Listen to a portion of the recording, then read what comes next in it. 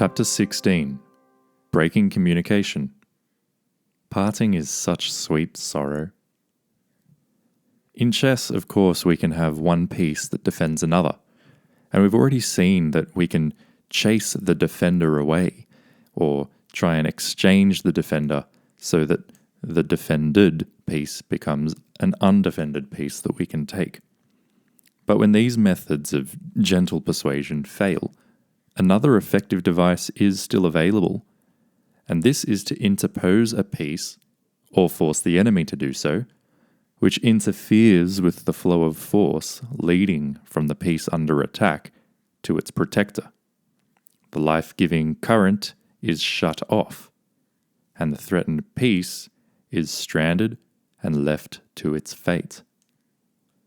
Let's see how this plays out over the board with many examples. The basic pattern we're going to describe here by showing an example in which white is under a lot of pressure on the board. Black has a knight and a queen very quickly attacking the white king, which is a very open and vulnerable position.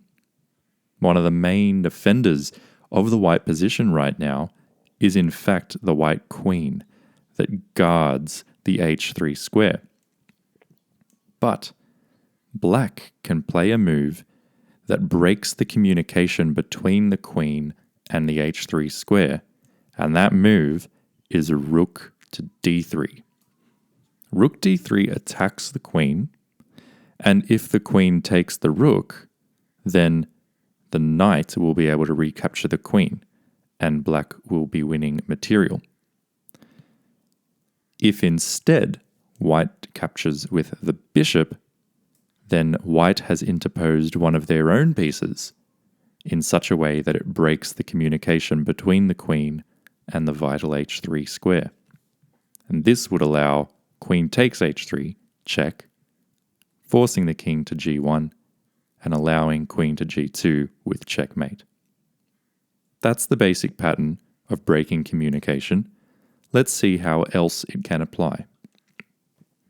In this example, it's black to move, and we consider our forcing moves, starting with rook to d2 check.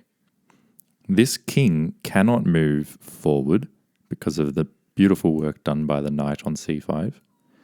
Therefore, the king must move backward.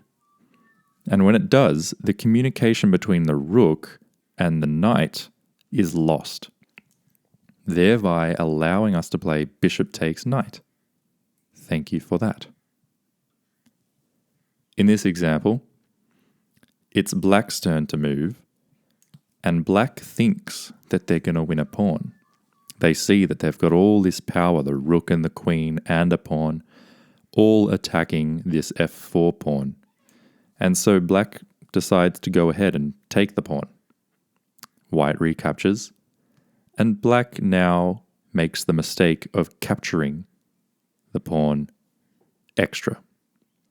The reason it's a mistake is because now white can actually break the communication between the rook and the queen. How so? The answer lies in rook g3 check. This king cannot move to h8 because our queen defends that square. Therefore, the only alternative is to come to f7, thereby blocking this communication channel between the rook and the queen, and allowing white to play queen takes queen check, which is already fantastic for white, but it gets even better because after the king moves, we also get to take the rook on b8, and white has gone from losing to winning, thanks to breaking the communications. In this example, it is white to move. White has a clear attack down the e-file against the uncastled king. However, there is a bishop in the way, and there's a queen defending the bishop. White wants to simply continue their development, and they choose to do so by gaining a tempo on the queen with bishop f4, attacking the queen. The idea is to move the queen away whilst bringing an extra attacker into the attack. At the same time, this queen has to be very careful about where it moves, because it must stay in a region where it can continue to defend this bishop. Moreover, if it moves, for example, to f6, it would also be dropping the c7 pawn at the very least. Therefore, black chooses to come to c5. From c5, we're still defending the black bishop, we're also defending this pawn, and we're putting some pressure still on the d5 pawn.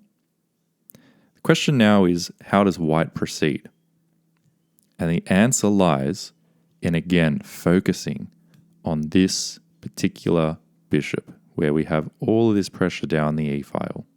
The only reason we can't swoop in and take this bishop right now with checkmate is because this bishop is defended by the queen.